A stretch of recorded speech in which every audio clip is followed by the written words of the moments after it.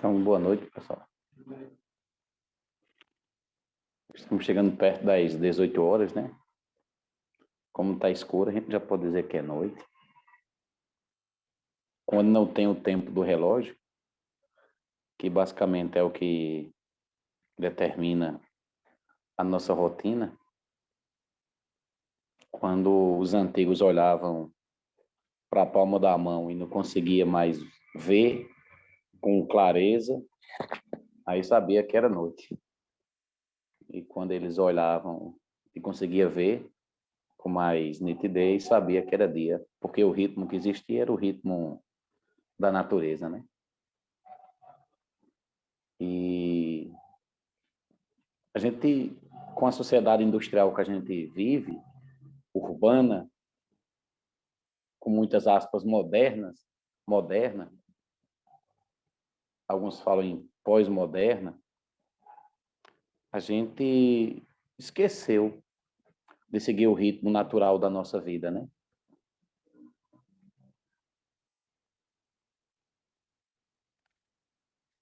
E coisas simples como sentar e respirar passou a ser tão difícil. Às vezes é mais fácil, né, fazer uma conta matemática do que simplesmente se sentar e respirar, que é o que a gente estava fazendo aqui ainda agora, né? E hoje a gente teve, mais uma vez, Leuzença, a oportunidade de ficar aqui o dia todo, desde que 7h30 deve ter chegado, alguma coisa assim, né? E a gente passou o dia inteiro aqui. A gente fez o zazen pela manhã, ela arrumou aqui, né?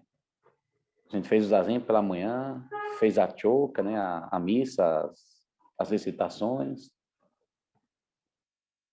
O pessoal que veio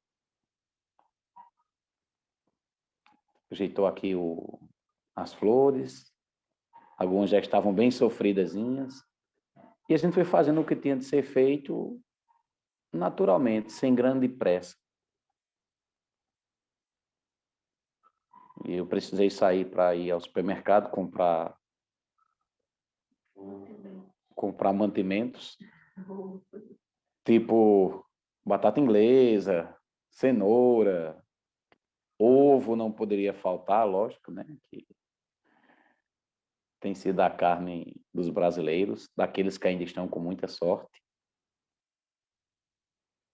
E eu vi alguns absurdos que está acontecendo na nossa sociedade, algo do tipo, se você tem esse aplicativo aqui, você vai pagar menos porque você tem esse aplicativo. E produto, que a diferença é quase de R$ 1. Eu até disse à moça do caixa, eu disse, isso não é um absurdo? Alguém tem que pagar mais caro porque não tem um aplicativo da loja? Ela ficou toda desconfiada, ficou toda destreinada, porque eu acho que ninguém nunca disse isso. Ou se disse, ela está acostumada a ouvir, então tanto faz como tanto fez. Mas olha que nível a gente chegou. Ou seja, é o mesmo produto, mas se você tem alguma coisa, ele pode ficar mais barato.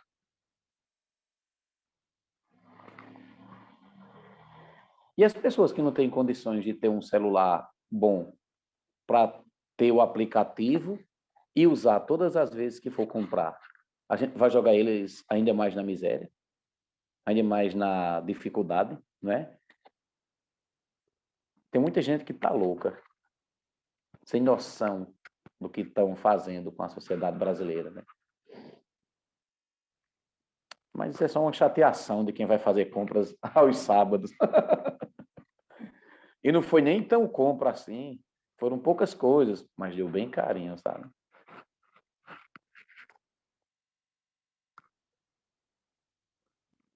Mas é muito bom estar no sábado aqui, pela manhã, tarde e noite. E eu fiquei me lembrando ainda agora, assim, o quanto eu sou apegado ao zazen. Eu já esqueci, eu não tenho como contar quantas vezes eu já fiz zazen na minha vida, sabe?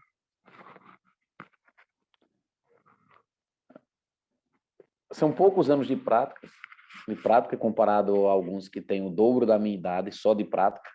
Eu tenho 42 anos. Mas eu esqueci do quanto eu pratiquei zazen e perdi as contas de quantas vezes eu morri sentado no meu zafu em diferentes lugares.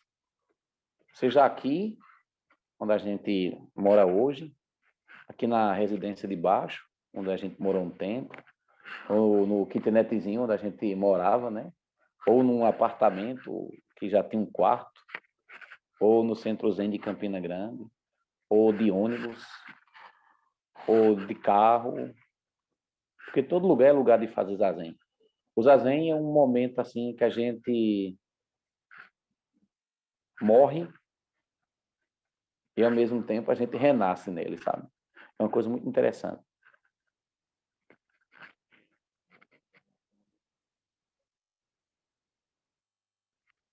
A vida ela pode ser vivida até um certo ponto sentado no zafu, sabe? A gente corre no dia a dia, senta no zafu, volta a correr, senta de novo.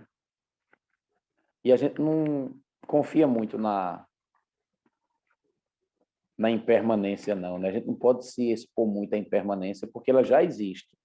E se eu ainda for me colocando para ela agir demais sobre mim, então o zazen é um lugar muito seguro. Ao mesmo tempo que você morre e ameaça todas as suas estruturas internas, o zazen é um lugar seguro. Recentemente eu estava conversando com uma pessoa e foi essa frase que eu disse. Eu disse, eu tenho outra casa e o zazen é outra casa. Não seja uma casa separada da outra, assim, mas quando a gente realmente senta em zazen, parece que a gente acessa uma casa e essa casa é a nossa verdadeira casa. Tem um lugar aí. Tem um portal aí, como alguns gostam de dizer. Por isso que os sábados, eles são sempre auspiciosos, sabe? Quando a gente senta, a gente conversa uma besteira, conta alguma coisa engraçada, ri, às vezes se emociona, só falta chorar também, isso quando não chora, né? Mas é muito bom ver a vida a partir desse lugar, dessa prática. Porque a gente vê as datas se repetindo, a gente vê a nossa vida, a gente vê a vida dos outros, a gente vê a vida do planeta e a gente vê o quanto as coisas se repetem e o quanto as pessoas fazem por onde as coisas se repetirem. E às vezes elas não querem que as coisas se repitam, mas não sabem como fazer diferente. Porque elas nunca morreram em vida. E os zazen tem isso, sabe? Mata a gente assim em vida, sabe? Porque a gente fica assim com um mundo interno assim todo, às vezes querendo uma erupção da nossa personalidade, vem tudo. Aí a nossa personalidade vê que ela não vai se manifestar naquela hora ali, as nossas emoções, nossos pensamentos, eles ficam ali, mas eles sabem que não podem ir muito longe, sabe? Aí aquela erupção morre, e assim a gente vai morrendo de pouquinho em pouquinho e vai renascendo de pouquinho em pouquinho. Então o zazen, apesar de ser muito gostoso, quando a gente realmente pratica, é um lugar onde se morre. O Zendô é um lugar onde as pessoas morrem. Essa é a grande verdade. Então, se você tem muito apego às suas coisas, às suas dores, ou às suas alegrias, não pratique zazen não, porque a tendência é que você morra. Mas não quer dizer que você vai deixar de fazer as coisas. Não, mas é porque vai fazer as coisas com um sabor diferente. Você vai continuar a viver, a trabalhar, a andar, a amar, a sentir ódio de outra forma. se vive a partir de uma liberdade quando a gente pratica realmente o zazen, sabe? É um negócio muito louco, que não dá só para a gente colocar em palavras. Mas a palavra é uma ferramenta que a gente tem para tentar dizer mais ou menos às pessoas como é que é, né? E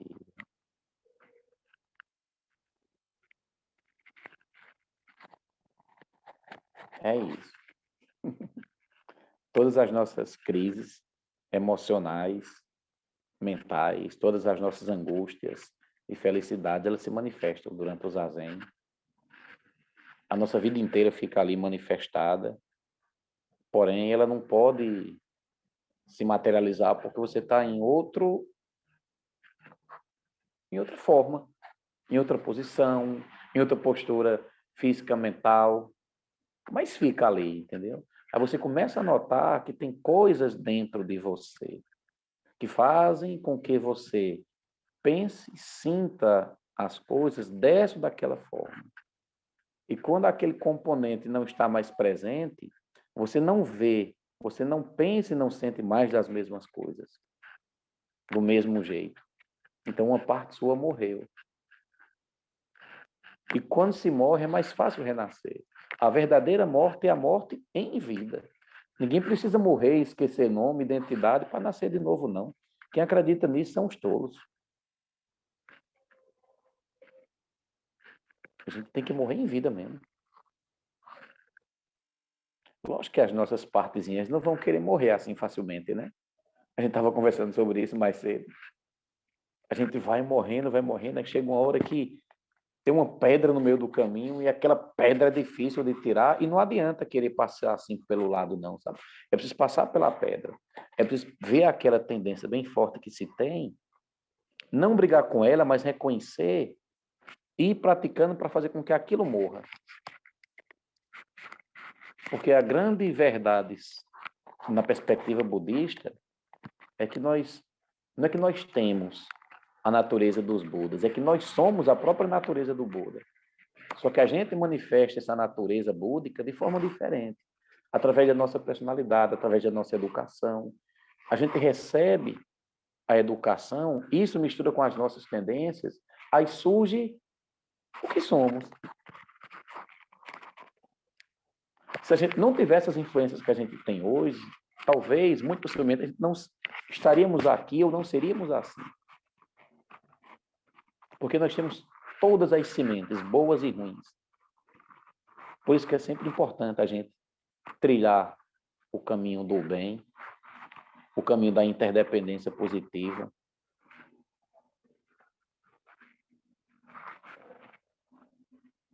E deixar as coisas surgirem quando elas surgem e deixar as coisas morrerem quando elas morrem.